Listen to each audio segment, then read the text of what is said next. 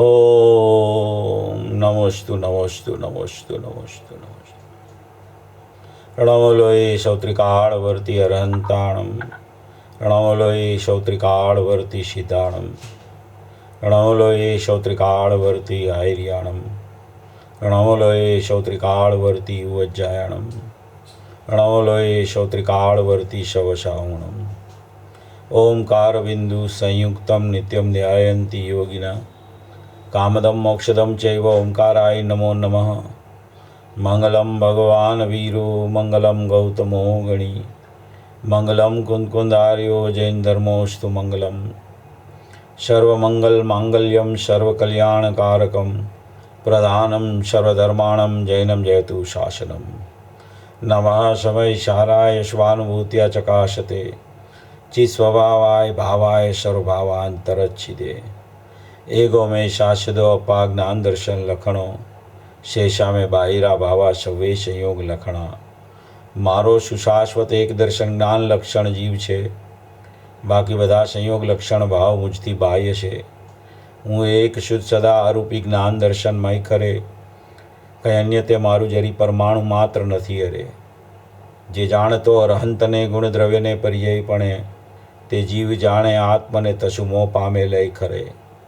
નથી અપ્રમત કે પ્રમત નથી જે એક જ્ઞાયક ભાવ છે, એ રીત શુદ્ધ કથાઈને જે જ્ઞાત તે તો તે જ છે. જેમ નેત્ર તેમજ જ્ઞાન નથી કારક નથી વેદ કરે, જાણે જ કર્મોદય નિર્જરા બંધ તેમજ મોક્ષને. ધ્રુવચલને અનુપમ ગતિ પામેલ સર્વેશિતને, વંદી કહું શ્રુત કેવડી કથિતા સમય પ્રાવૃત હો.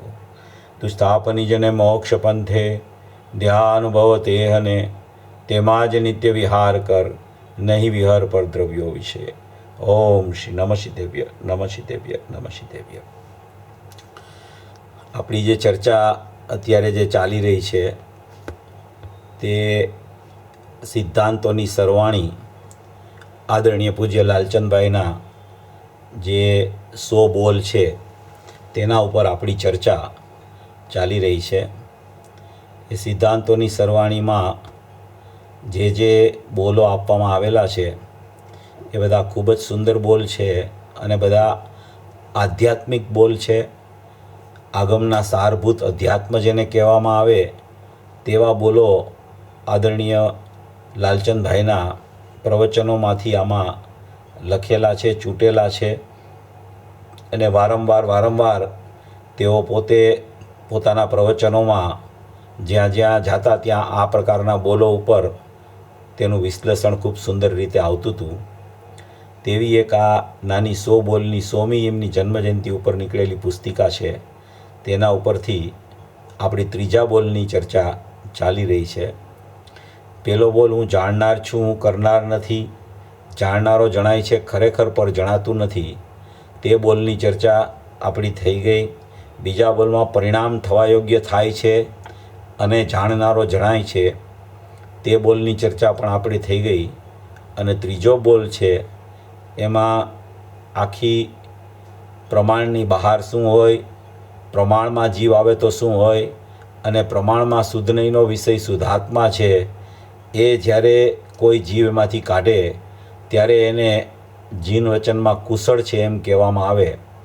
એવો આ 3જા બોલ પર આપણો સ્વાધ્યાય, આપણી ચર્ચા ચાલી રહી છે. એમાં પ્રમાણની બહાર જવું નહીં એ ચર્ચા આપણી થઈ ગયેલી. પ્રમાણમાં અટકવું નહીં, એમાં પ્રમાણ કેટલા પ્રકારના છે એ ચર્ચા આપણે કરતા હતા. એમાં આપણે શરૂઆતમાં 2 પ્રકારના પ્રમાણ લીધેલા. એ 2 પ્રકારના પ્રમાણ છે, એમાં એક આગમનું પ્રમાણ કહેવામાં આવે છે, એક અધ્યાત્મનું પ્રમાણ કહેવામાં આવે છે. આ આગમનું પ્રમાણ અને આ અધ્યાત્મનું પ્રમાણ બેય ખરેખર વિશેષ પ્રકારના પ્રમાણ છે.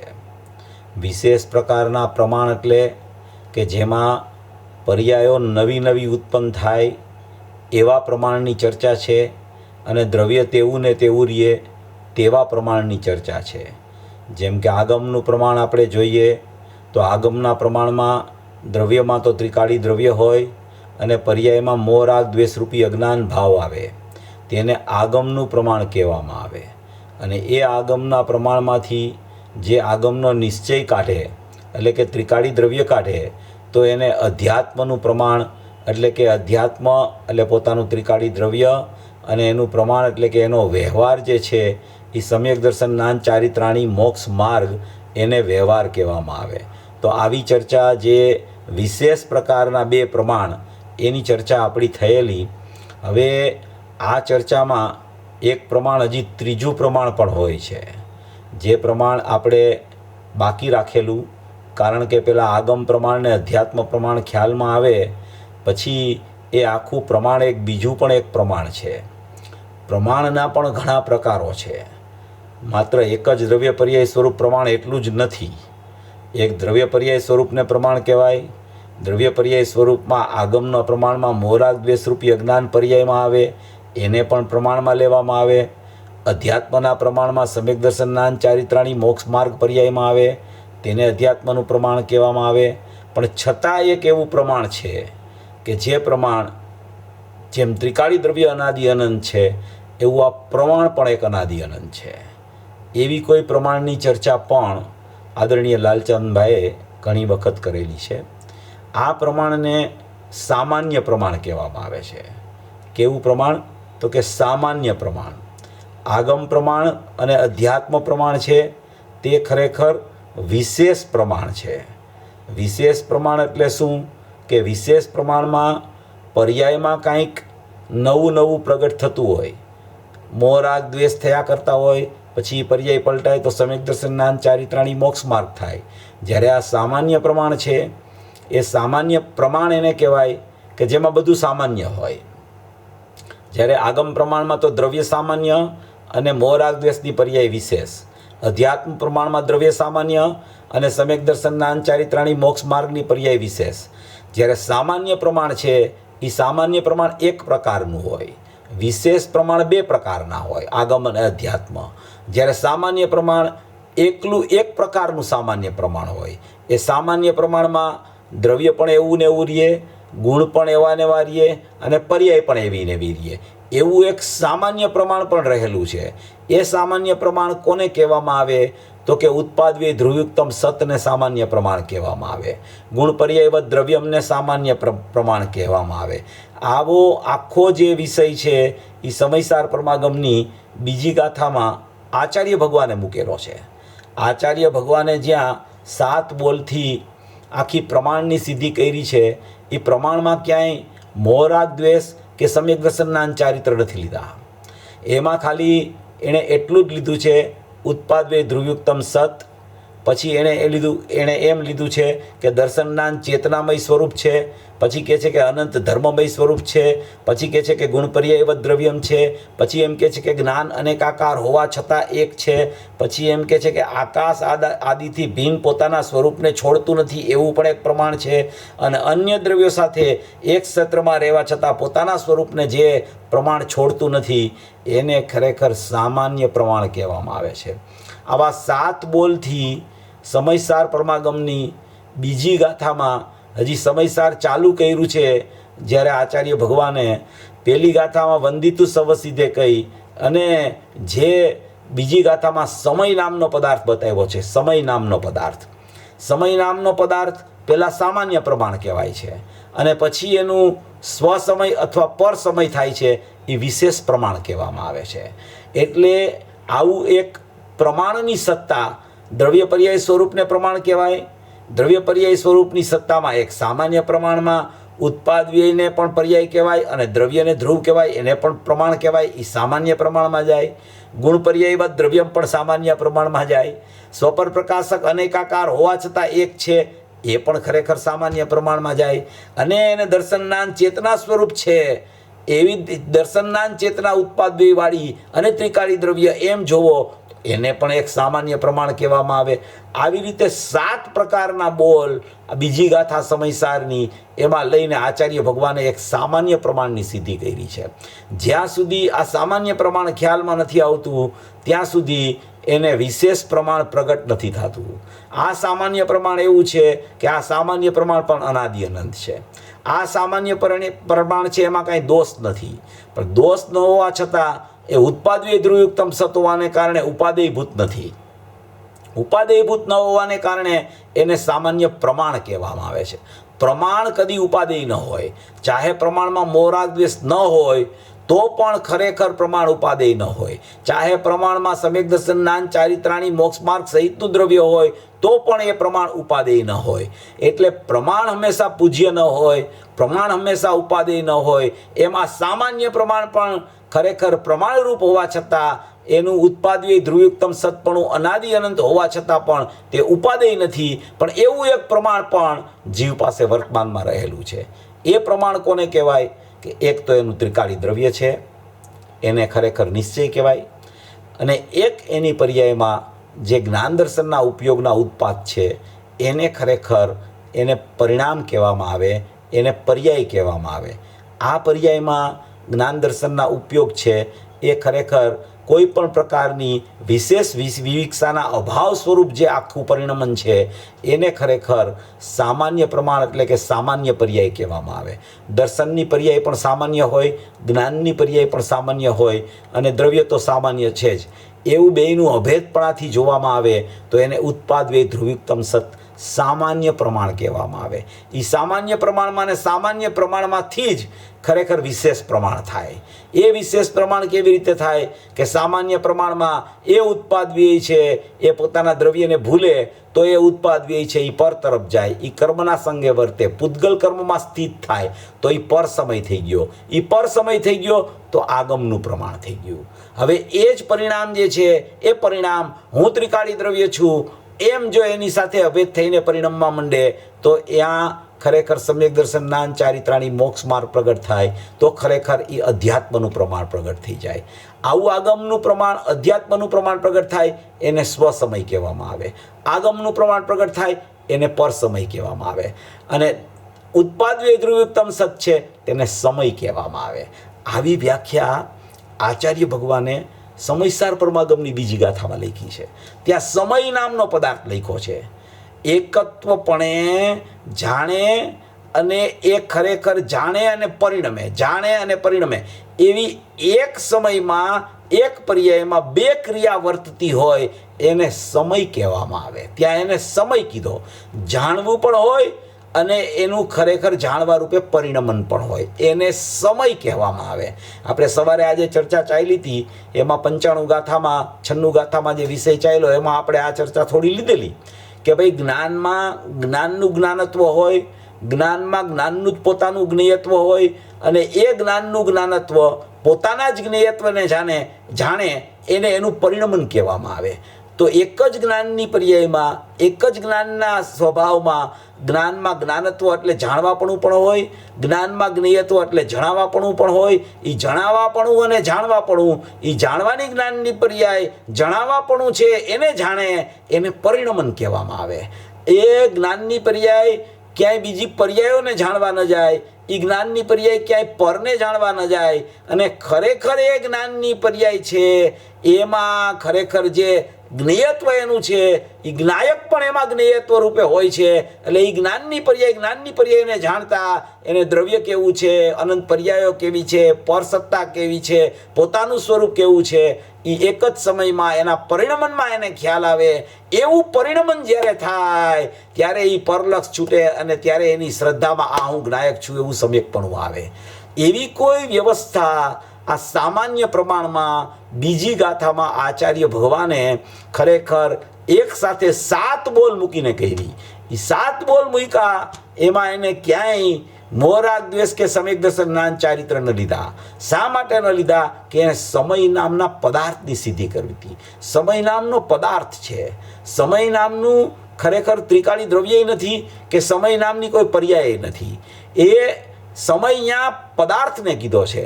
એ પદાર્થને સમય કહેતા સ્વસમય અને પરસમય એવું જ્યારે થાય એના વિભાગ પડે ત્યારે અહીંયા સ્વસમયવાળો અધ્યાત્મ પ્રમાણમાં આવે અને પરસમયવાળો છે એ આગમ પ્રમાણમાં ચાલ્યો જાય. આવી કોઈ ચર્ચા સમયસાર પરમાગમની બીજી ગાથામાં ખૂબ સુંદર રીતે આવી. એટલે અહીંયા પ્રમાણની જ્યારે આપણે ચર્ચા કરીએ છીએ ત્યારે એમાં સામાન્ય પ્રમાણ પણ આપણે લેવું જોઈએ. એટલે સામાન્ય પ્રમાણ, પછી આગમ પ્રમાણ, પછી અધ્યાત્મ પ્રમાણ, આટલા પ્રમાણના વિષયો છે. અને એમાં એને બીજી રીતે પણ કહીએ ઘણી વખત કોઈ વાર એને સવિકલ્પ પ્રમાણ કહે, કોઈ વાર એને નિર્વિકલ્પ પ્રમાણ પણ કહે. સવિકલ્પ પ્રમાણ એટલે કે મોહ રાગ દ્વેષ સહિતના પરિણામ જેને વર્તતા હોય, જેને આપણે આગમ પ્રમાણ કીધું, એને સવિકલ્પ પ્રમાણ પણ કહે. પછી જેને આપણે અધ્યાત્મ પ્રમાણ કીધું એને ઘણી વખત નિર્વિકલ્પ પ્રમાણ પણ કહે. ગુરુદેવ અને બેનશ્રી ઘણી વખત આવા શબ્દો પણ વાપરે કે ભાઈ એ નિર્વિકલ્પ પ્રમાણ થઈ ગયું. અનુભૂતિ થઈ તો શું થયું કે અનુભૂતિમાં હું જ્ઞાયક છું એવું પરિણામ આવ્યું, એટલે કે પ્રમાણમાંથી એણે નિશ્ચય કાઢી લીધો. તો પ્રમાણમાંથી નિશ્ચય કાઢી લીધો તો શું થયું કે પ્રમાણ અસ્ત થઈ ગયું? તો કે ના, પ્રમાણ તો રહે છે પણ પ્રમાણમાં વિકલ્પાત્મક પ્રમાણ હતું એ ચાલ્યું ગયું અને નિર્વિકલ્પ પ્રમાણની પ્રગટતા થઈ ગઈ. જે ઓલી વાત આવે છે કળશમાં કે ભાઈ નયોની લક્ષ્મી ઉદય પામતી નથી, નિક્ષેપોનો સમૂહ ક્યાં જાય છે એ અમને દેખાતો નથી, અને પ્રમાણ અસ્ત થઈ ગયું છે. એનો અર્થ એમ છે કે વિકલ્પાત્મક પ્રમાણ અસ્ત થઈ ગયું છે અને નિર્વિકલ્પ પ્રમાણ ઉદિત થઈ ગયું છે. એ નિર્વિકલ્પ પ્રમાણ ઉદિત થાય ત્યારે એનો અર્થ જ એમ થાય કે એ પર્યાયે ત્રિકાળી દ્રવ્યને લક્ષમાં લઈ લીધું છે, એટલે એણે પ્રમાણમાંથી નિશ્ચય કાઢી લીધો છે. જે જીવ પ્રમાણમાંથી નિશ્ચય કાઢે એ ખરેખર જીન વચનમાં કુશળ છે. એવું જે આ આદરણીય લાલચંદભાઈએ ફરમાવ્યું છે એ ખૂબ અગત્યની વાત છે, ખૂબ સમજવા જેવી વાત છે, ખૂબ ખરેખર વસ્તુના સ્વરૂપનું આખું સિંચન કરીને એણે આ બોલ લખેલો છે કે પ્રમાણની બહાર જવું નહીં, પ્રમાણમાં અટકવું નહીં અને પ્રમાણમાંથી નિશ્ચયને કાઢવો. પ્રમાણમાંથી નિશ્ચયને કાઢવો એટલે કે શુદ્ધાત્માને કાઢવો, જ્ઞાયક ભાવને કાઢવો, એકરૂપ વસ્તુને કાઢવી. જે છઠ્ઠી ગાથામાં જ્ઞાયક ભાવ કીધો, એ જ્ઞાયક ભાવ કેવો છે? તો કે એ જ્ઞાયક ભાવ પ્રમત અપ્રમતથી રહિત છે. તો કે પ્રમત અપ્રમત શું છે? તો કે પ્રમત અપ્રમત બધી પર્યાયો છે. તો કે એ પર્યાયોમાં જ્યાં જ્યાં સુધી મોહ રાગ દ્વેષ ચાલે છે ત્યાં સુધી એ પર્યાય સહિતનું દ્રવ્ય છે એ આગમ પ્રમાણ છે, અને જ્યારે એમાંથી ત્રિકાળી દ્રવ્ય કાઢે છે તો ખરેખર અધ્યાત્મનું પ્રમાણ પ્રગટ થઈ જાય છે. પછી એ પ્રમત દશા હો કે અપ્રમત દશા હો, એના સહિતનો આત્મા હો, પણ ઉપાદેયભૂત તો એકલો જ્ઞાયક ભાવ છે. કારણ કે એ જ્ઞાયક ભાવમાં પ્રમત અપ્રમતની દશાઓ નથી, એમાં કોઈ પરિણમન નથી, એમાં કોઈ ઉત્પાદવ્યય નથી. પ્રમાણનો વિષય જેને બેસે છે, જે ખરેખર પ્રમાણની બહાર અટકતો તો, પ્રમાણની બહારમાં જતો તો, એ પ્રમાણના બહારથી આવીને પ્રમાણમાં અટકવા માટે નથી આવ્યું. પ્રમાણનું જ્ઞાન કરીને પ્રમાણમાં અટકવાનું નથી, પ્રમાણનું જ્ઞાન કરીને નિશ્ચય ત્રિકાળી દ્રવ્યમાં જવાનું છે. જ્યાં સુધી પ્રમાણની વ્યવસ્થા જ સમજ્યા કરે તો એ સમજણ પૂરતી તો પ્રમાણની વ્યવસ્થા સમજવી બહુ જરૂરી છે. શા માટે જરૂરી છે? કે પ્રમાણની બહાર એ જાય નહીં. પ્રમાણની બહાર એનું કાંઈ નથી, પ્રમાણની બહાર એની કોઈ પર્યાય પણ નથી, એની પર્યાય પ્રમાણની બહારથી થતી પણ નથી. એટલે જે કોઈ જીવ પ્રમાણની બહાર જાય છે એને પ્રમાણની બહારથી પ્રમાણમાં લઈ આવવા માટે એમ કહેવામાં આવે છે કે પ્રમાણની બહાર જવું નહીં અને પ્રમાણમાં અટકવું નહીં. એટલે કે પ્રમાણમાં તો પહેલાં આવવું, પ્રમાણની બહાર જવું નહીં એટલે કે પહેલાં પ્રમાણમાં આવવું. જ્યારે એ જીવ પ્રમાણમાં આવે છે ત્યારે ખરેખર એને ખ્યાલ આવે છે કે આ પ્રમાણ સ્વરૂપ છે એ તો ખરેખર મારું સ્વરૂપ નથી, ઉપાદેયભૂત વસ્તુ નથી. ખરેખર આમાં તો ખરેખર મારા કાંઈ સિદ્ધિ સાધ્યની થતી નથી. પ્રમાણ તો ખરેખર ઉત્પાદવી ધ્રુવયુક્તમ સત છે. એ તો મોસંબીની જગ્યાએ છે. લાલચંદભાઈ કહેતા હતા કે મોસંબી છે એ પ્રમાણ છે. તો કે એ શું છે? મોસંબી છે હે છે કે ઉપાદેય છે? મોસંબીને તમે હે કહો કે મોસંબીને ઉપાદેય કહો? તો કે મોસંબી છે એ નથી હે કે નથી ઉપાદેય. જો એને હે કહું તો મારો રસ વયો જાય, જો એને ઉપાદેય કહું તો છોતરા સહિતની મોસંબી ખાવી પડે. એટલે એ પદાર્થ છે એ પોતે જ્ઞેય છે, એ જ્ઞેય છે, એ પ્રમાણ છે.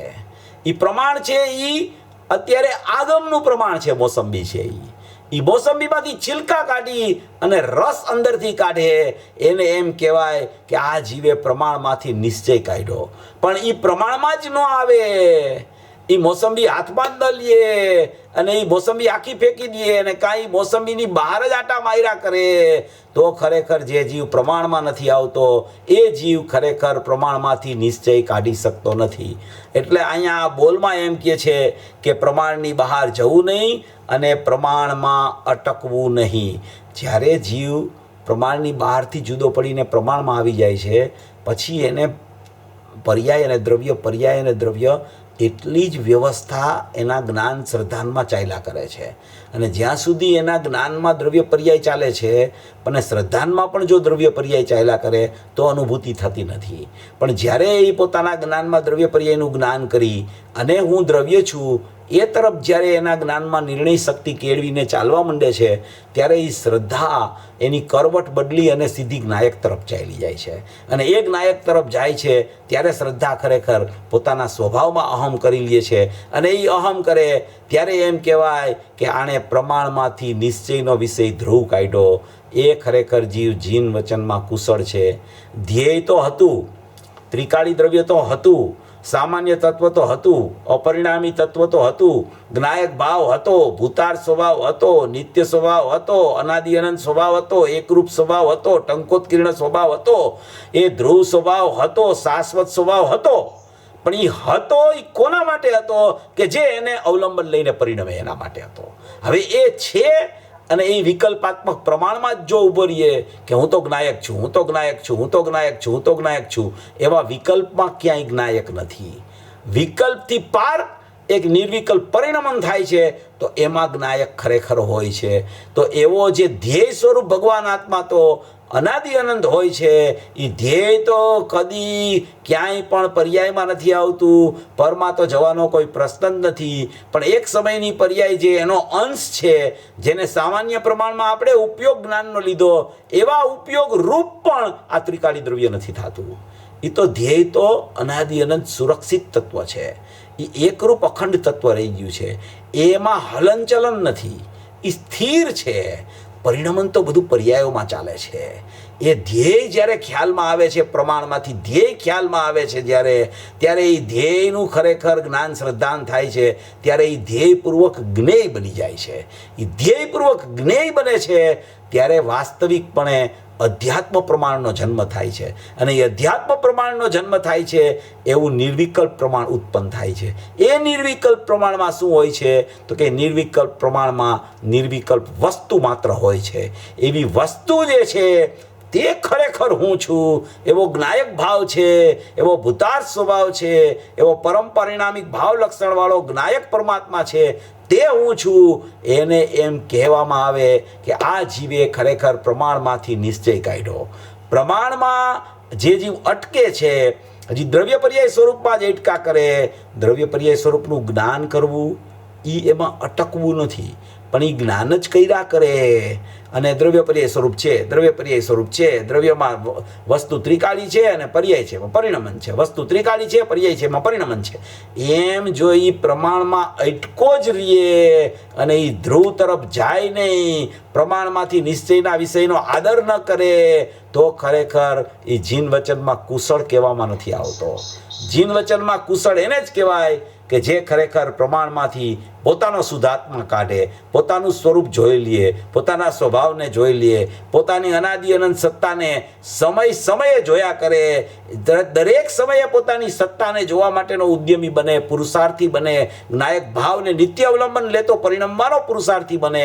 એને ખરેખર જીન વચનમાં કુશળ કહેવામાં આવે છે. જ્યારે એ ધ્યેયને જોવે છે ત્યારે એ ખરેખર ધ્યેય જે આ ત્રિકાળી દ્રવ્ય અને આ પર્યાય આ ધ્યેયને જોવે, પર્યાય આ ધ્યેયનું અહમ કરે, પર્યાય આ ધ્યેય સાથે અભેદ થઈને પરિણમી જાય, એને એ ત્રિકાળી દ્રવ્ય ધ્યેય હતું એને જ્ઞેય બનાવ્યું કહેવાય. એ જ્ઞેય બનાવ્યું કહેવાય. એ જ્ઞેય બનાવનાર પર્યાય હોય એટલે ધ્યેયપૂર્વક જ્ઞેય આખું અભેદ પરિણમન એક સમયમાં જે જીવને થાય એને ખરેખર અનુભૂતિ કહેવામાં આવે.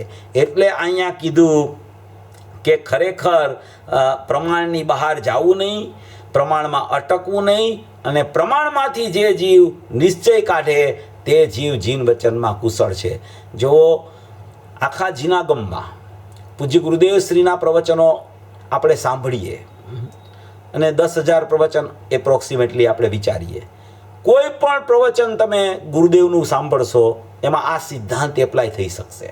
કોઈ પણ પ્રવચનમાં તમે પ્રવચન સાંભળવાનું, પ્રવચન બધા સાંભળતા જ હોય, કાલે સાંભળો ને ત્યારે વિચારજો. એ વિચારો કે આમાંથી આ સિદ્ધાંત ક્યાંથી નીકળે છે. ગુરુદેવ, સ્ત્રી કુટુંબ પરિવાર, સંયોગો, કર્મની ચર્ચા, એ બધી ચર્ચા જેટલી કરે ને એ બધી પ્રમાણની બહારની ચર્ચા. એટલે ચર્ચા નથી કરતા ગુરુદેવ, એનું જ્ઞાન કરાવ્યા કરે કે જો તું આ બહાર અટકો છો, જો તું આ સંયોગમાં અટકો છો, જો તું આ કર્મની સત્તાને પોતાની માની રહ્યો છો, જો કર્મએ તારામાં કંઈક સુધાર બગાડ કર્યો એમ તારી માન્યતામાં પડ્યું છે, એ બધી પ્રમાણની સત્તાની ચર્ચા છે, પ્રમાણની બહારની સત્તાની ચર્ચા છે. એ ગુરુદેવના પ્રવચનમાં આવ્યા જ કરે, વારંવાર આવ્યા કરે, વારંવાર આવ્યા કરે. દરેક પ્રવચનમાં આવે, વૈરાગ્ય લઈ આવવા માટે આવે, જીવને બહારથી પાછો ફેરવી અને પોતાના સ્વભાવમાં લઈ આવવા માટે એ ચર્ચા આવે. કારણ કે અનાદિથી જીવનું પરિણમન બહિર્લક્ષ્ય ચાલી રહ્યું છે. એ બહિર્લક્ષ્ય પરપદાર્થની સન્મુખ જોઈ રહ્યો છે. એટલે એને ખરેખર એનું જ્ઞાન કરાવી કે તું અહીંયા જામાં, અહીંયા તારું કાંઈ નથી, બારમાં તારું કાંઈ નથી. શ્રીમદજી એક જગ્યાએ લખ્યું કે તું ભૂલી ગયો છો, તું એવું ભૂલી ગયો છો, આવી ભૂલ ફરી ન કરતો. સુખ તારામાં છે, સુખ તારી પાસે છે, સુખ તારાથી છે, એવો અંદરમાં સુખનો સમુદ્ર છે. તું એને જોવા જા, બહાર સુખ શોધમાં. બહાર સુખ છે નહીં, જ્યાં છે ત્યાં સુખને શોધતો તને મળશે. તું ભૂલી ગયો છો, એમ લખ્યું એણે એક પત્રમાં કે તું ભૂલી ગયો છો, તારું સુખ અંદરમાં છે, તું ભૂલો પડી ગયો છો. એમ આ ગુરુદેવ એમ કહે છે કે બહાર તારું કાંઈ નથી, પ્રમાણની બહાર તો તારું કાંઈ છે જ નહીં. જે કાંઈ છે એ તારું પ્રમાણમાં દ્રવ્ય પર્યાય સ્વરૂપમાં છે, એમ ગુરુદેવના પ્રવચનોમાં આવે. પછી એ ગુરુદેવ એ પણ સ્પષ્ટ કરે કે જોવો ને આ પર્યાયમાં અનાદિના મોહરાગ દ્વેષરૂપી અજ્ઞાન ચાલી રહ્યું છે. આ અજ્ઞાન કેમ જાય એનો ઉપાય આચાર્ય ભગવાને જેમાં અજ્ઞાન નથી એવા ત્રિકાળી દ્રવ્યની શ્રદ્ધા કરવાનો બતાવ્યો છે. તો એ પ્રમાણનું જ્ઞાન કરાવે, પ્રમાણમાંથી નિશ્ચય સ્વરૂપ કેવું છે એ બતાવે. આ ગુરુદેવની એક પદ્ધતિ છે, ગુરુદેવની એક શૈલી છે, એ આ બોલમાં આવી ગઈ છે. પ્રમાણની બહાર જવું નહીં, પ્રમાણમાં અટકવું નહીં, અને પ્રમાણમાંથી જે નિશ્ચય કાઢે તે જીન વચનમાં કુશળ છે. આ આખી વાત છે એ આખી પ્રયોગની પદ્ધતિ છે. પ્રવચન સાંભળતા સાંભળતા, વિચાર કરતાં કરતાં એને ખરેખર આની ઊંડાઈ આવે, ઊંડપ આવવા માંડે કે ઓહો હો, આ હું કેમ પ્રમાણની બહાર ચાલ્યો જાઉં છું અને પ્રમાણની બહારથી પ્રમાણમાં આવ્યો દ્રવ્ય પર્યાય સ્વરૂપને સમજવાનો પ્રયત્ન કર્યા કરું છું, તો એમાંથી કેમ હું નિશ્ચયનો વિષય ત્રિકાળી દ્રવ્ય ધ્રુવ ધ્યેય છે એ કાઢતો નથી. એટલે એને વિચારધારા માટે કોઈ વિષય જો જોતો હોય તો આ પ્રમાણની બહાર જવું નહીં, પ્રમાણમાં અટકવું નહીં, અને પ્રમાણમાંથી નિશ્ચય કાઢવો. આવી એક વાત આ ત્રીજા બોલમાં આદરણીય લાલચંદભાઈએ કરી છે. આ સામાન્ય પ્રમાણ જે કીધું ને, એ સામાન્ય પ્રમાણ અનાદિ અનંત છે જીવ પાસે. ઓલું આગમ પ્રમાણ અને અધ્યાત્મ પ્રમાણ તો નવું નવું થાય છે. આ સામાન્ય પ્રમાણવાળો જીવ તો દરેક જીવ છે. નિગોદનો જીવ પણ સામાન્ય પ્રમાણવાળો છે. અરે નિગોદનો તો જવા દ્યો, અભવીનો જીવ સામાન્ય પ્રમાણવાળો છે. એની પાસે પણ ઉત્પાદમાં જ્ઞાન છે અને એની પાસે પણ ધ્રુવ ત્રિકાળી દ્રવ્ય છે, પણ એ ઉત્પાદની યોગ્યતા જ નથી કે એમાં સમ્યક પ્રકારે પરિણમન થાય. અને જે જીવની યોગ્યતા છે એને ખરેખર એ સ્વસમય કાઢી લે છે એમાંથી. અને જે જીવની હજી યોગ્યતા પાયકી નથી ભવિજીવ હોવા છતાં, એ એમાંથી પરસમય તરફ જ લક્ષ કરીને પરસમય તરફ પૂતગલ કર્મના પ્રદેશે સ્થિત થવા માંડે છે. એટલે જે જીવને આ ખરેખર આ સામાન્ય પ્રમાણ સમજાય છે, ખરેખર એ નિરપેક્ષ પ્રમાણ સમજાય છે, એ ખરેખર નિરપેક્ષ પ્રમાણમાં ત્રિકાળી દ્રવ્ય ધ્રુવ સત્તા, આખી અનંત ગુણાત્મક એકરૂપ સત્તા, અને એમાંથી પ્રગટ થતો એક ઉપયોગ લક્ષણ એટલે જ્ઞાનનું પરિણમન અથવા તો દર્શનનું પરિણમન, એવા જ્ઞાન દર્શનના પરિણમન સહિતનો આત્મા, એને નિરપેક્ષ પ્રમાણ સામાન્ય પ્રમાણ કહેવામાં આવે છે. કારણ કે એ જ્ઞાનનો ઉત્પાદ જે થયો છે, એ જ્ઞાનના ઉત્પાદમાં દરેક વિવિક્ષાનો અભાવ હોવાને કારણે હજી એ પર્યાયમાં, એ જ્ઞાનમાં જ્ઞાનપણું,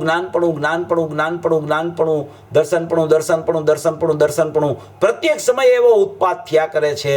એને ખરેખર ઉત્પાદવ્યય ધ્રુવયુક્તમ સત ત્રિકાળી દ્રવ્ય સાથેનું સામાન્ય પ્રમાણ કહેવામાં આવે છે. ઉત્પાદવ્યય ધ્રુવયુક્તમ સત કહેતા ગુણ પર્યાયવત દ્રવ્યમ જુદું લખવું પડ્યું, કારણ કે ઉત્પાદવ્યય ધ્રુવયુક્તમ સતમાં ગુણો નથી આવતા, માટે એણે ગુણ પર્યાયવત દ્રવ્યમને જુદું લખી નાખ્યું. સ્વપર પ્રકાશક જ્ઞાન અનેકાકાર હોવા છતાં એક છે એવું અનેકાકાર અને એકાકાર પણ લખીને પ્રમાણની સિદ્ધિ કરી. એવી દર્શનનાન ચેતનાને બતાવીને પણ પ્રમાણની સિદ્ધિ કરી. એવી 7 બોલથી આચાર્ય ભગવાને સિદ્ધિ કરી અને એમાં સામાન્ય પ્રમાણ ઉતાર્યું. જેને સામાન્ય પ્રમાણ વેસે છે એને ખરેખર કોઈ મોહરાગ દ્વેષ કે સમ્યક દર્શન જ્ઞાન ચારિત્રાણી મોક્ષ માર્ગ એ કાંઈ એમાં નથી. એ નવા પ્રત્યેક સમયે થાય છે, પણ આ સામાન્ય પ્રમાણમાંથી સામાન્ય જે કાઢે એને અધ્યાત્મ પ્રમાણ થાય છે. સામાન્ય પ્રમાણમાંથી સામાન્ય દ્રવ્ય ન કાઢે એ પરસન્મુખ થાય છે, એટલે એને આગમ પ્રમાણ પ્રગટ થઈ જાય છે. એવી કોઈ સત્તા આખી પ્રમાણની બહાર જવું નહીં, પ્રમાણમાં અટકવું નહીં અને પ્રમાણમાંથી નિશ્ચય કાઢે એ ખરેખર જીન વચનમાં કુશળ છે. જો જીન વચનમાં કુશળ થવું જોઈએ તો પ્રમાણમાં બિલકુલ ન અટકવું, પ્રમાણનું જ્ઞાન કરી લેવું, પ્રમાણની સત્તાને સમજી લેવી. પ્રમાણની સત્તાને શા માટે સમજવાની છે કે પ્રમાણની બહારમાં જીવ ન જાય, માટે પ્રમાણની સત્તાને સમજવાની છે. અને પ્રમાણની સત્તા સમજાયા પછી પ્રમાણની સત્તા જ નથી સમજ્યા કરવાની. પ્રમાણની સત્તા સમજીને આખો ત્રિકાળી દ્રવ્ય એમાં પડ્યું છે, આખું નિરપેક્ષ તત્વ, પરમ નિરપેક્ષ તત્વ, નિર્વિકલ્પ વસ્તુ માત્ર દ્રવ્ય ક્ષેત્ર કાળ ભાવથી અખંડિત એવું એક આત્મતત્વ છે, એવું એક શુદ્ધ તત્વ છે, એવું નિરાવલંબન તત્વ છે કે જે સકલ નિરાવરણ અખંડ એક પ્રત્યક્ષ પ્રતિભાસમય છે.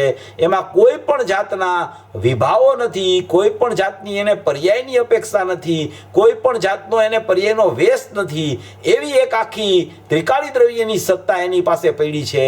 એ ખરેખર ત્રિકાળી દ્રવ્યની સત્તા જે ત્રિકાળ જ્ઞાન દર્શન ઉપયોગમય છે, એવી સત્તા જે ખરેખર એને પ્રમાણમાંથી જો દેખાવા માંડે, જો એ કાઢવા માંડે, જો એ ધ્યેય એને પકડાવા માંડે કે ઓહો હો મારું ધ્યેય તો અનાદિ અનંત છે, હું તો પોતે અનાદિ અનંત શુદ્ધ છું, મારું ધ્યેય કહેતા ભેદ પડે છે, હું તો પોતે જ અનાદિ અનંત શુદ્ધ પરમાત્મા છું, એવો જ્યારે એને ખ્યાલ અને વિશ્વાસ આવી જાય છે, એવી પહેલાં પ્રીતિ બને છે. પ્રીતિ પહેલાં એની પ્રીતિ થાય છે, એ પ્રીતિ થયા પછી પ્રતીતિ થાય છે.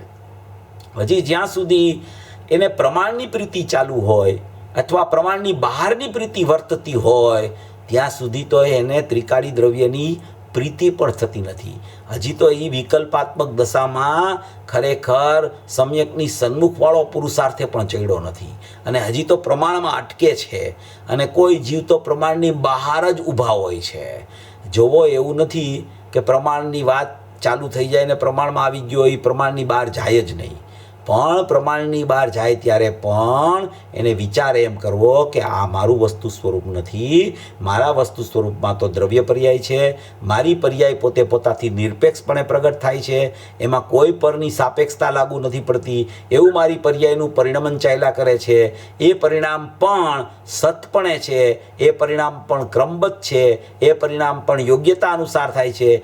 એમ કરીને એ પ્રમાણમાં ખરેખર વિચારે ચડે અને એ પ્રમાણના વિચારે ચડતા જ્યાં પર્યાયનું સતપણું બેસે ત્યાં જ ત્રિકાળી દ્રવ્ય તરફ એની દ્રષ્ટિ જવા માટેનો પુરુષાર્થ ચાલુ થઈ જાય.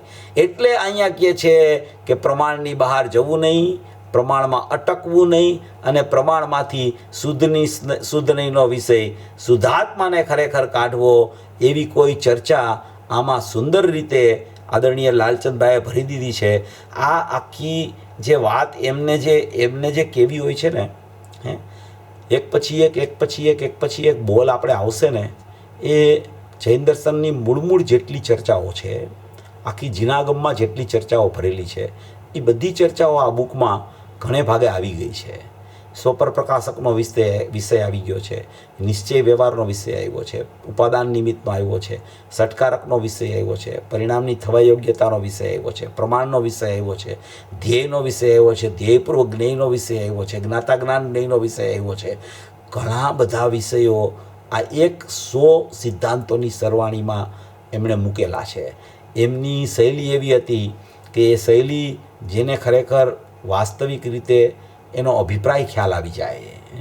શૈલી એટલે શું કે જે કોઈ વચન આવતા હોય, જ્ઞાનીના વચન કોઈ પણ આવે તો એના અભિપ્રાયમાં શું પડ્યું છે એટલે આવા વચન નીકળે છે, એ જ્યારે એને ખ્યાલ આવે ને ત્યારે જ ખરેખર એને એનો વિષય છે ને પકડાવા માંડે. જ્યાં સુધી એને ખ્યાલ ન આવે ને કે આમાં શું કહેવા માગે છે. કારણ કે લાલચંદભાઈની શૈલી એવી છે કે એક પ્રમાણનું દ્રવ્ય અને એક નિશ્ચયનું દ્રવ્ય આ બે જ વાત એનામાં આવ્યા કરે. એક જ્ઞાન અને જ્ઞાયક આ બે વાત જ આવ્યા કરે. જ્ઞાયક એટલે શ્રદ્ધા અને જ્ઞાન એટલે પર્યાય. આ બે વાત જ્ઞાનની પર્યાય જ્ઞાન એટલે એ બે વાત જ એનામાં આવ્યા કરે વારંવાર. એમાંથી વિષય નવા નીકળ્યા કરે અને એમાંથી એ કેટલાય વિષયો ખોલીને પાછા સંકેલીને દ્રવ્યમાં લઈ આવે. આ એક શૈલી છે, આ એક જીનાગમની શૈલી છે, આચાર્યોની શૈલી છે, પરંપરામાં સિમંદર ભગવાનથી આવેલી શૈલી છે, ગુરુદેવની શૈલી પણ આ છે. એ જ શૈલીમાં આપણે આ રીતે એનો વિચાર જ્યારે કરવા માંડીએ ત્યારે આપણને એમનો અભિપ્રાય પહેલાં ખ્યાલમાં આવવો જોઈએ. ઘણા વિષયો એવા હોય કે એમનો અભિપ્રાય એમણે એમ શબ્દ બોલે તો ઘણાને એમ થાય કે હવે જ્ઞાન પરને જાણતું નથી એમ કહે. જ્ઞાન પરને જાણતું જ નથી, એને માસ્ટરી હતી એ વિષયમાં, તો એ કહેવા માંડે તો કોઈને એમ થાય કે જ્ઞાનનો સ્વપરપ્રકાશક સ્વભાવ છે, જ્ઞાન સ્વને પરને બેયને જાણે છે અને આ જ્ઞાનને પરને જાણતું જ નથી એમ ક્યાંથી આવ્યું? તો કે તું પહેલાં એનો અભિપ્રાય સમજ, તું એ શું કહેવા માગે છે. કોઈ પણ ધર્માત્મા શું કહેવા માગતા હોય એ પહેલાં આપણે એનો અભિપ્રાય પકડવો જોઈએ. જ્યાં સુધી જ્ઞાનીનો અભિપ્રાય પકડાય નહીં ને ત્યાં સુધી એનો વિષય ખ્યાલમાં ન આવે જીવને. એને શું સિદ્ધ કરવું છે, એને ક્યાં લઈ જવા છે, એને પર્સન મુક્તા છોડાવવા માટે જે વાત કરી છે એનો અર્થ એવો નથી કે જ્ઞાનની પર્યાયનો સ્વભાવ સ્વપર પ્રકાશક ઉડી જાય છે, સ્વભાવ રીતે રહી જાય છે અને પરનું લક્ષ છૂટી જાય છે. એના માટે નિષેધ કરવામાં આવતો હોય છે. જ્યારે સ્વભાવમાં જાણવું છે એમાં બધું જાણવું થાય છે, એનો કોઈ નિષેધ કરી શકે? કોઈ નિષેધ ન કરે. એનું જે જીનાગમના માસ્ટર હોય એ કોઈ એવો નિષેધ કરે કે ભાઈ નાના પર છે જ નહીં, પરને જ્ઞાન જાણતું જ નથી? તો એકાંતે પરને જ્ઞાન પર્સનમુખ થઈને જો જાણે તો એ તો મિથ્યા જ્ઞાન છે. એ તો હજારો વાર ગુરુદેવે કીધું છે કે સ્વને છોડીને જો જ્ઞાન કોઈ પરને જાણવા જાય તો મિથ્યા જ્ઞાન થઈ જાય છે. એમ પ્રમાણની બહાર જ જીવ જાણવા માટે જાય, પ્રમાણમાં એ ન આવે તો એ તો મિથ્યા જ્ઞાન છે. એ ક્યાં એનો વિષય છે સાચો? તો આ રીતે એને જે કાંઈ વિષયો લીધા હોય, જે કાંઈ ચર્ચા આવી હોય એને એ રીતે આપણે સમજવાનો પ્રયત્ન કરીએ તો ક્યાંય વિરુદ્ધપણું નહીં દેખાય. બિલકુલ અવિરુદ્ધ વાત છે, કોઈ વિરુદ્ધપણાવાળી વાત નથી, કોઈ જાતનો પ્રોબ્લેમ ઊભી થાય એવી ચર્ચાઓ નથી. પણ સર્વાંગી જ્યારે એના પ્રવચનો સાંભળીને વિચાર કરે ને તો જ ખ્યાલ આવે. કોઈ એક શબ્દને લઈને કોઈ પકડીને બેસી જાય તો એને ખ્યાલ નહીં આવે, એનો અભિપ્રાય નહીં પકડાય એને. એટલે એમના પ્રવચનો છે, એમના પુસ્તકો બહાર પડેલા છે, એ આપણે વાંચીએ ને અભ્યાસ કરીએ ને તો જ આપણને આ પુરુષની વાણી પકડાય એવી છે. નહીતર શું થાય કે નહીતર એમ કે ગુરુદેવ તો એમ કહે છે કે સ્વપરને જાણે છે, સ્વપર પ્રકાશકમાં ગુરુદેવ એમ કહે છે, અને લાલચંદભાઈ એમ કહે છે કે જ્ઞાન પરને જાણતું નથી. તો કે એ લાલચંદભાઈ જે ગુરુદેવ કહે છે ને એ જ કહેવા માગે છે, એ તને પરનું લક્ષ છોડાવવા માટે કહે છે. જાણવાના સ્વભાવને ઉડાડતા નથી, પણ એ જાણવાનો સ્વભાવ જ્ઞાનને જાણવાનો છે, એકાંતે પરને જાણવાનો નથી. એકાંતે પરને જાણતા મિથ્યા જ્ઞાન થઈ જાય છે. એ તને ખરેખર છોડાવવા માટે એ વિષયો આવે છે. એવા ઘણા વિષયો છે કે જેમાં એમ થાય કે આમ કેમ, આવું તો ન હોય, આવું કેવી રીતે હોય? પણ એ જ્યારે એને સર્વાંગી વિચાર કરીને જ્યારે એને સમજે ને તો જ એને ખરેખર આ વિષયો ખરેખર ખ્યાલમાં આવશે. નહીતર શું થશે કે નહીતર એ સાંભળી તો લેશે, સાંભળવાનું તો એને ગમશે, પણ એના અભિપ્રાયમાંથી ભૂલ નહીં નીકળે. આ અભિપ્રાયની ભૂલ છે ને એ બહુ મોટી ભૂલ છે. એટલે કહે છે ને આપણી ગુજરાતીમાં કહેવત કે 73 મણનો તો છે, 73 મણનો તો આવ્યું ને અહીંયા બસ એટલે એને કંઈક એને વિકલ્પો ખોટા ચાલુ થઈ ગયા. ટૂંકમાં આમ જ છે એમ નથી આવતું. આમ તો છે પણ તો આમ પણ છે ને, એટલે એમાં જ છે ને અટકી જાય છે જીવ. એટલે વિષયને જે રીતે કહેવામાં આવતો હોય એ રીતે જો સમજવામાં આવે ને તો ખરેખર એની છે ને મજા છે, એની સુગંધ આવે છે એમાંથી. જો એ રીતે ન વિચારવામાં આવે તો ખરેખર એ વિષય એને ખરેખર ખ્યાલમાં નથી આવતો અને પછી નવા વિકલ્પો એને ચાલુ થઈ જાય. એટલે અહીંયા કીધું કે પ્રમાણની બહાર જવું નહીં, પ્રમાણમાં અટકવું નહીં, અને પ્રમાણમાંથી જે ખરેખર શુદ્ધનીનો વિષય જે ત્રિકાળી દ્રવ્ય કાઢે એ ખરેખર જીન વચનમાં કુશળ છે. આ નિરપેક્ષ પ્રમાણ જે છે, આ જે સામાન્ય પ્રમાણ છે એ અનાદિ અનંત છે, નિગોદમાં છે, સાધક દશામાં છે, મુનિદશામાં છે, એને કેવડીમાં પણ છે, યથાખ્યાત ચારિત્રવાળાના છે, અને સિદ્ધમાં પણ છે. સિદ્ધમાં પણ સામાન્ય પ્રમાણ ચાલુ છે. તમે જુઓ સિદ્ધમાં તો 14 ગુણસ્થાનનો અભાવ થઈ ગયો, ગુણસ્થાનાતીત સ્થિતિ થઈ ગઈ ને. તો હવે ત્યાં શું રહ્યું? ત્યાં રહ્યું શું? ત્યાં તો કે ઉત્પાદિત ધ્રુવયુક્તમ સત રહી ગયું. ઉત્પાદિત ધ્રુવયુક્તમ સત. અહીંયા કાંઈ કોઈ હવે લક્ષ કરવું આત્માનું એવું નથી હોતું. ત્યાં લક્ષ કરવું તો જ્યાં સુધી અપૂર્ણતા હોય ત્યાં સુધી પર્યાય દ્રવ્યનું લક્ષ કરે એમ કહેવામાં આવે છે. કારણ કે હજી રાગ ચાલુ છે ને, રાગ ચાલુ છે એટલે વિકલ્પ થાય છે. એ વિકલ્પને તોડાવવા માટે જે નિર્વિકલ્પ વસ્તુ છે એનું લક્ષ હોય છે. જ્યારે જે વિકલ્પાતીત થઈ જાય છે, જ્યારે ગુણસ્થાનાતીત થઈ જાય છે, જ્યારે કર્મોથી નિવૃત્તિ થઈ જાય છે, 14 કર્મ, ઘાતી કર્મ, અઘાતી કર્મ, બધા 8 કર્મોથી નિવૃત્ત થઈ જાય, 14 ગુણસ્થાનાતીત થઈ જાય છે, ત્યારે ત્યાં શું બચ્યું? તો કે ત્યાં તો ત્યારે ખરેખર ઉત્પાદવી ધ્રુવયુક્તમ સત છે. એવું જ ઉત્પાદવી ધ્રુવયુક્તમ સત, ત્યાં તો પરિપૂર્ણ સમ્યક પ્રકારનું ઉત્પાદવી ધ્રુવયુક્તમ સત છે. પણ એ સમ્યક પ્રકાર કેવો? એ પણ કોઈને કોઈ પ્રકારે સાપેક્ષતામાં આવે છે. ઉત્પાદવી ધ્રુવયુક્તમ સત ત્યાં પણ નિરપેક્ષ છે. નિગોદમાં પણ એવું ઉત્પાદવી ધ્રુવયુક્તમ સત નિરપેક્ષ છે. નિગોદથી સિદ્ધ સુધી આ ઉત્પાદવી ધ્રુવયુક્તમ સત સામાન્ય પ્રમાણ ચાલ્યા કરે છે. એમાં નવું નવું જેટલું વિશેષ આવે છે, આગમ પ્રમાણ ને અધ્યાત્મ પ્રમાણ, એ બધી ઉત્પાદની વધારાની ચીજો છે. ઉત્પાદ પ્લસ કોઈ પણ અજ્ઞાન, ઉત્પાદ પ્લસ કોઈ પણ સમ્યક જ્ઞાન, એ વધારાની ચીજ છે. એ વધારાની ચીજ એટલે કે જે ચીજ હતી એનો અનુભવ થયો સામાન્ય ત્રિકાળી દ્રવ્યનો, સામાન્ય પર્યાયમાં સામાન્ય દ્રવ્ય ખ્યાલમાં આવ્યું, તો એ સામાન્ય પર્યાયનું નામ વિશેષ પર્યાય થઈ ગયું. એ વિશેષ પર્યાયનું નામ અનુભૂતિ કહેવામાં આવી. એ વિશેષ પ્રમાણ થઈ ગયું, અધ્યાત્મ પ્રમાણ થઈ ગયું, એને અનુભૂતિ કીધી. તો એ નવું પ્રગટ થયું એમ કહેવામાં આવે. એ નવું ક્યાં સુધી રહીએ? કે જ્યાં સુધી સિદ્ધ દશા થાય ત્યાં સુધી. પછી ત્યાં તો ગુણસ્થાનાતીત થઈ ગયો, ત્યાં તો ઉત્પાદવે ધ્રુવયુક્તમ સત રહી ગયું. એમ આ નિરપેક્ષ પ્રમાણ છે એ બહુ ઇમ્પોર્ટન્ટ છે. કે એમાં જ્ઞાન પણ પર્યાયમાં જ્ઞાન જ્ઞાન જ્ઞાન જ્ઞાન જ્ઞાન, અને જ્ઞાયક પણ જ્ઞાયક જ્ઞાયક જ્ઞાયક જ્ઞાયક. આ જ્ઞાયક અને જ્ઞાન છે એ ખરેખર સામાન્ય છે બંને, અને એ બેય થઈને એક આખું સામાન્ય પ્રમાણ, નિરપેક્ષ પ્રમાણ કહેવામાં આવે છે. એ પ્રમાણમાંથી જ્યારે નિશ્ચય નીકળે તો અધ્યાત્મ પ્રમાણ, એ પર્યાયમાંથી નિશ્ચય ન નીકળે અને પર્સન મુક્તા થાય તો આગમ પ્રમાણ. પ્રમાણ વગરનો કોઈ જીવ નથી. ચાહે વિકલ્પાત્મક પ્રમાણ હો, ચાહે નિર્વિકલ્પ પ્રમાણ હો, ચાહે આગમનું પ્રમાણ હો, ચાહે અધ્યાત્મનું પ્રમાણ હો, ચાહે નિરપેક્ષ પ્રમાણ હો, પણ પ્રમાણ વગરનો કોઈ જીવ નથી. પણ એ પ્રમાણની સમ્યકતા પણ ક્યારે કહેવાય? કે પ્રમાણમાંથી નિશ્ચય ત્રિકાળી ધ્રુવ કાઢે તો.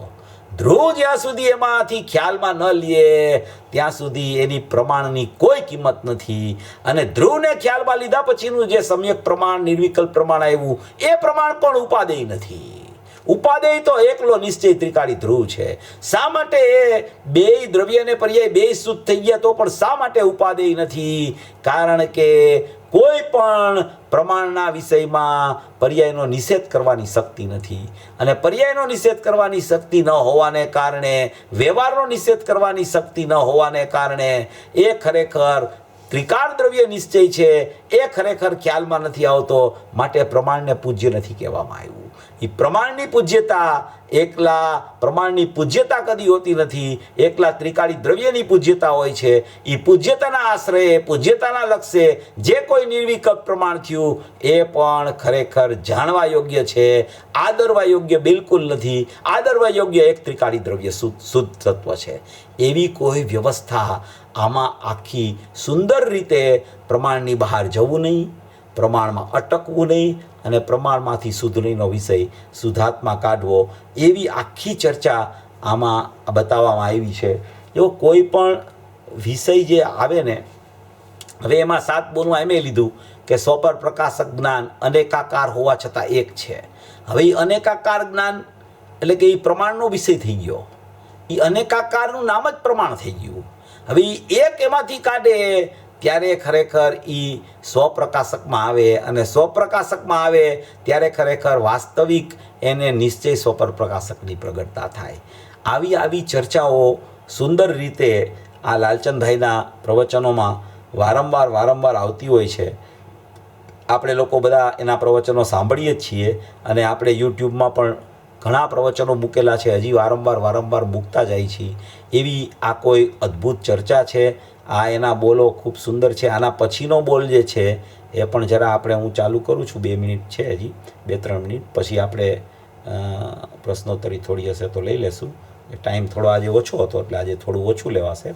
ચોથો બોલ એક છે એ જરા હું જોઉં છું, ચાલુ કરું છું કે પરિણામ મારા કર્યા વિના થયા કરે છે. જો આમાં પરિણામનું લક્ષ છોડાવે છે.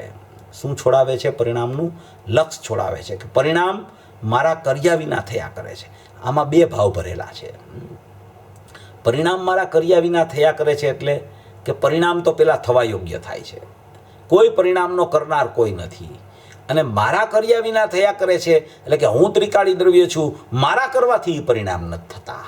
એટલે પરિણામ મારા કર્યા વિના થયા કરે છે એટલે પરિણામ સત છે, પરિણામ નિરપેક્ષ છે, પરિણામનો સ્વકાળ છે, પરિણામના સટકારક પરિણામમાં છે અને મારા કર્યા વિના થયા કરે છે. હું એનો કરનાર નથી પરિણામનો.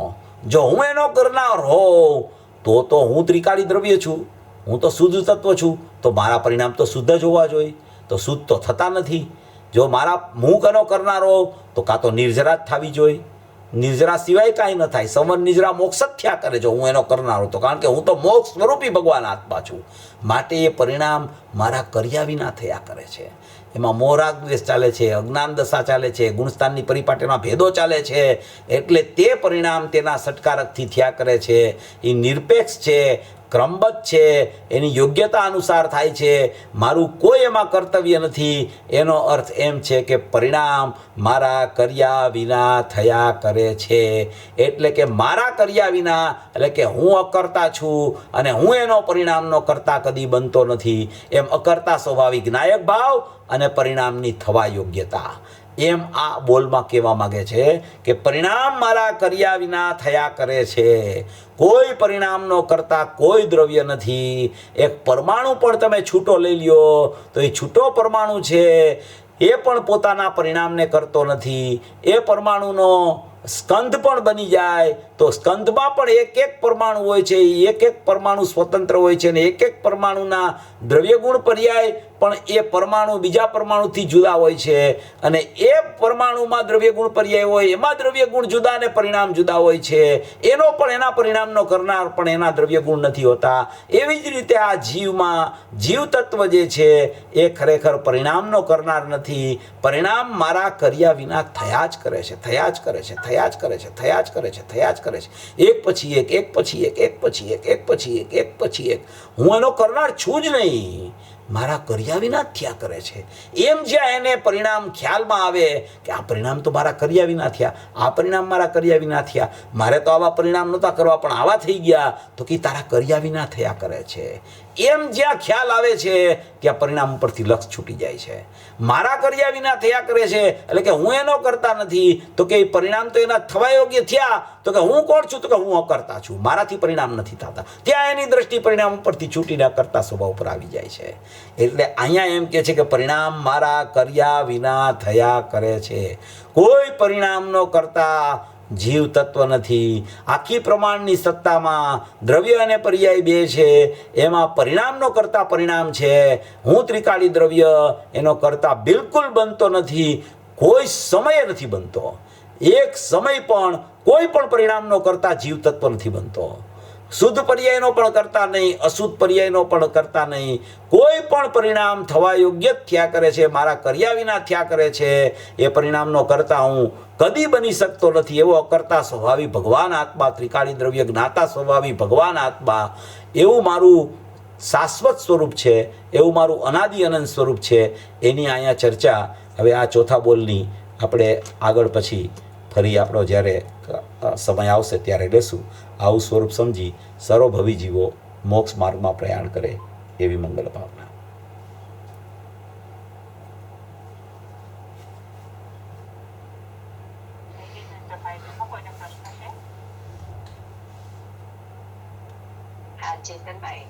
હા, આજે છેલ્લો બોલ લીધો ને એમાં આપણે અડધું જ થોડું વિશ્લેષણ કર્યું, પણ એ પહેલા જ વાક્યમાં પરિણામ મારા કર્યા વિના થયા કરે છે હા, એ વાતનો જ નિર્ણય થઈ જાય તો એ જ પુરુષાર્થ છે.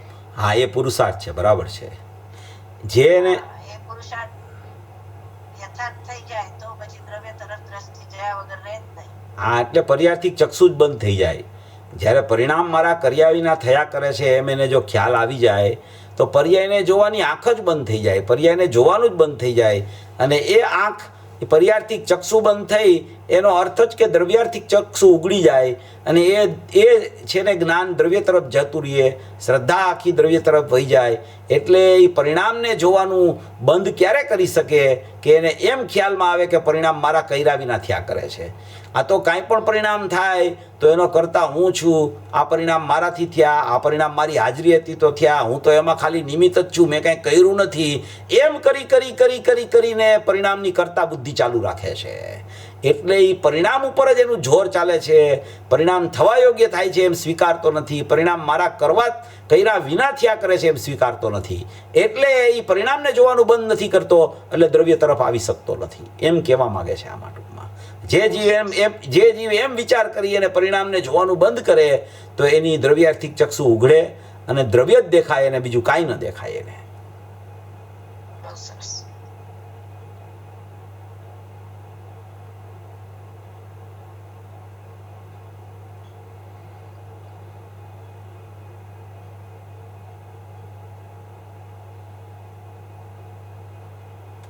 બીજા કોઈને પ્રશ્ન હોય તો લઈ લેજો.